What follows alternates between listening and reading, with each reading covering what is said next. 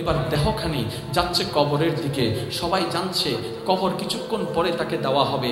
সে খাটিয়ার উপরে আছে, এক কদম এক কদম এক কদম করে সবাই তাকে কাঁধের উপরে নিয়ে কবরের দিকে যাচ্ছে। এবার সে ওইখান থেকে চিৎকার দিচ্ছে, আমাকে দিস না কবরে, আমাকে দিস না কবরে, আমাকে দিস না কবরে, থাকতে পারবো না, থাকতে পারবো না। হায় আফসোস, তার আওয়াজটুকু সবাই শুনে, দুনিয়ার মানুষ শুনতে পায় না, শুনতে পেলেও কেউ রাখতো না। করুণা তার বাস্তব প্রমাণ এসেছে আমাদের সামনে, শুনতে পেলেও কেউ রাখতো না। এবার আপনার দেহটা কবরের মধ্যে সবাই দেওয়া হলো, একটু পরে বাঁশের চাটি দেওয়া হলো, অন্ধকার কবর একটু একটু অন্ধকার হতে থাকলো, আলো সব নির্বিশেষে শেষ হয়ে যেতে লাগলো। যখন সেই বাঁশের ফাঁক দিয়ে কিছুটা আলো ঢুকছিল, তার উপর মাটি দেওয়া শুরু করলো, ওই আলোটাও বন্ধ হয়ে গেল।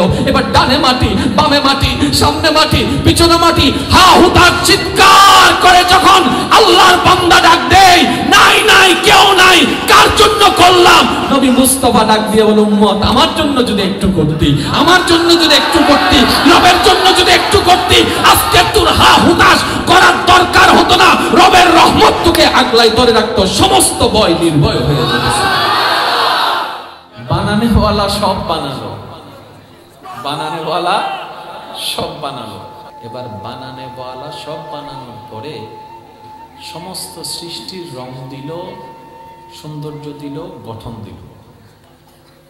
গাছ একরকম, যেটা পানির মতো নয়, পানি একরকম, যেটা পাহাড়ের মতো নয়, পাহাড় একরকম, যেটা ছাগলের মতো নয়, ছাগল একরকম, যেটা ওঁটের মতো নয়, ওঁট একরকম, যেটা পিঁপড়ার মতো নয়, পিঁপড়া একরকম, যেটা মৌমাছির মতো নয়, মৌমাছি একরকম, যেটা টিকটিকির মতো নয়, টিকটিকি একরকম, যেটা ফেরেস্তার মতো নয়, ফেরেস্তা একরকম, যেটা জিনের মতো নয়। অগণিত সৃষ্টি স্রষ্টাই সৃষ্টি করলেন। এইবার সমস্ত সৃষ্টিকে সামনে রেখে স্রষ্টাকে যখন প্রশ্ন করা হলো, ইয়া রব, তুমি তো সবকিছু বানালা, আচ্ছা গো আল্লাহ, তোমার রহমতের দৃষ্টিতে সবচেয়ে সুন্দর কোন সৃষ্টিটা তুমি বানিয়েছো, একটু যদি বলতা।